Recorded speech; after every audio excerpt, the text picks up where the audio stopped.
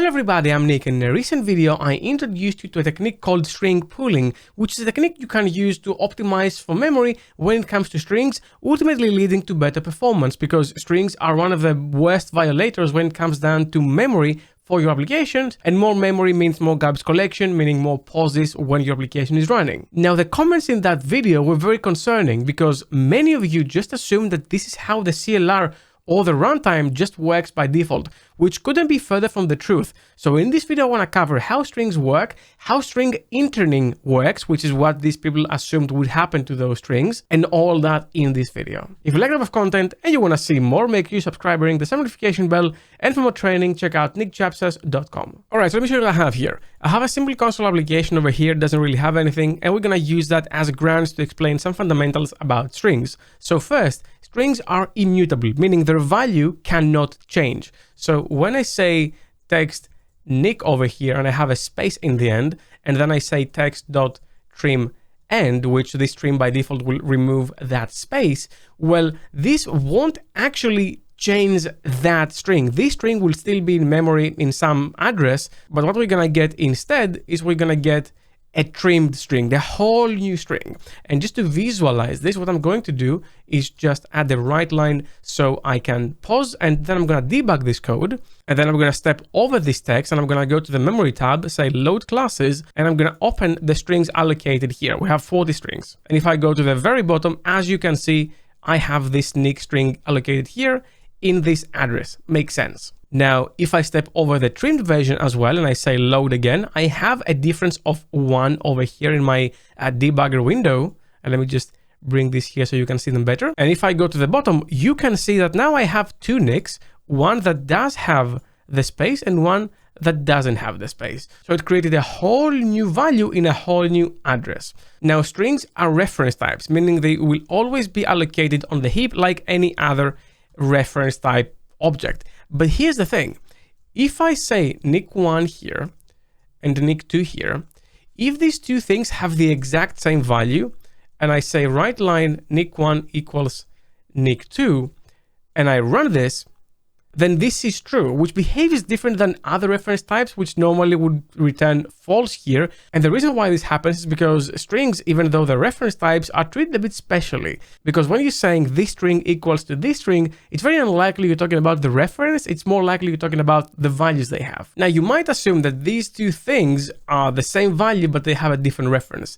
But here's where this becomes interesting. If I use the reference equals check over here, and I print this, then I'm gonna get true, which is very interesting because technically these look as completely different references. They should not match on the reference check.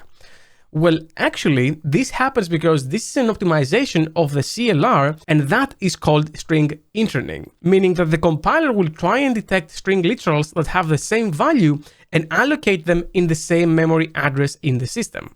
So if I just debug here, and I load memory before I step over the new strings, and I have 40 strings here, and then I go 1 and 2, and I load again, then I only have a difference of 1 string, not 2, because this string is actually interned, and there's only one of it in memory. In fact, the way it really works is you have these variables, and these variables point to the same reference in memory. We can actually visualize this a bit further. I'm gonna go ahead and say console.read key over here, so this thing doesn't exit, and I'm going to build it for release mode. So I'm going to do that. Then I'm going to run it, and as you can see, it is running. And I'm going to attach WinDebug on it, which is a tool you can use to check things like memory of an executing program and so on. So I've attached to the running process now, which is running in my IDE, and I can say dump heap strings. And now this will dump all the strings over here, but the one I'm looking for is Nick, this one over here. And as you can see, it's only referenced 1, even though in my application, it's there twice. So that is string interning in action, and this is the live memory of the application I'm debugging. So with that, you'd assume, oh, the CLR just interns every string, it optimizes, I don't have to worry about duplicate strings in my code, I can just keep doing this. But here's where this becomes very interesting. If this Nick now actually becomes Chapsas. So I have Nick Chapsas, and over here, I have Nick Chapsas concatenated. So Nick1 plus Nick2. And I say Nick Chapsas, the concatenated variable, equals to Nick Chapsas, which is what this thing will eventually be. Well, if I do that, this is what's printed. True, perfect. But now, if I say reference equals, and I do it again, I get false, because this won't be interned. The compiler doesn't have enough information to confidently intern it and say that these two are the same references. However, you can actually force the interning in here. So you can actually say, for example, here, const string Nick, and if I turn the other one as a const as well, then if I run this, then the compiler has enough information to say, okay, these two are constants, they're not going to change. This is a variable, but it's concatenated constants. So I have enough information to intern it, so I'm going to give you the same reference. And ultimately, this leads to better speed, by the way, too, even for the equality check. And that is because double equals, or just the dot equals method, will first check if the references are the same. And this is where you get the benefit of string interning. You don't have to go through every single character like string comparisons would do and check if each one of them are the same. It will just say, are the references the same? Okay, if the references are the same, then the values are the same too, as a result of string interning. So that's where the benefit of string interning comes into the picture. You can also force this in another way. You can actually say here, string.intern. And if you do that, and I'm going to go ahead and run it, you also are going to get through. So we're forcing the thing to be interned. You can do that. Now, there's another very interesting thing. I'm going to go ahead and delete this intern call over here.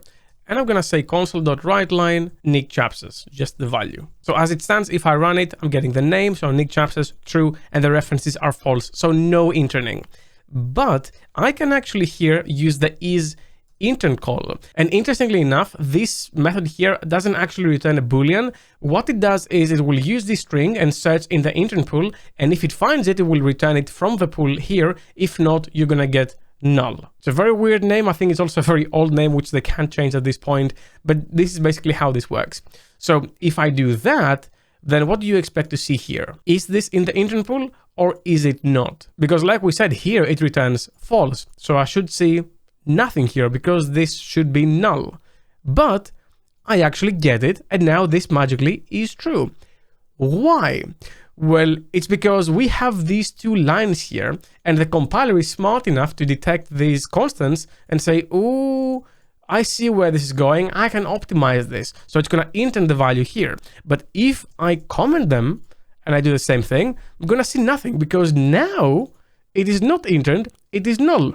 Because I don't have this for the compiler to have enough information to intern it. And you have to understand that just by calling IsInterned, by the way, you won't automatically add it into the pool. So if you need to add it into the pool, you have to say intern. But you have to be very careful with that behavior. You have to know exactly what you're doing. You don't need to have everything into the pool because it is very unlikely that there will be garbage collected. So you don't want to bloat your application's memory. So I hope this makes it way more clear for you to understand how strings work in .NET and also how string interning works, because it's one of those things that are very misunderstood, and how you can force it if you really want to, but probably you don't need to touch it, to be honest. But now I want to know from you, did you know everything in this video, and was there something that surprised you? Leave a comment down below and let me know. Well, that's all I had for you for this video. Thank you very much for watching. Special thanks to my Patreons for making videos possible. If you want to support me as well, you're going to find the link in the description down below. Leave a like if you like this video, subscribe for more content like this, ring the bell as well, and I'll see you in the next video. Keep coding.